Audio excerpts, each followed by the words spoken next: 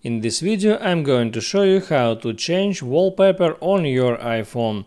It's quite simple and easy, so just follow these simple steps. And first step is to open up settings, and here we need to get in wallpaper function, and there I can select new wallpaper.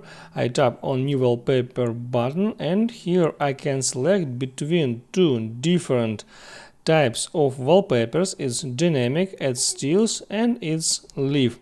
I can check all these types and select whatever I want.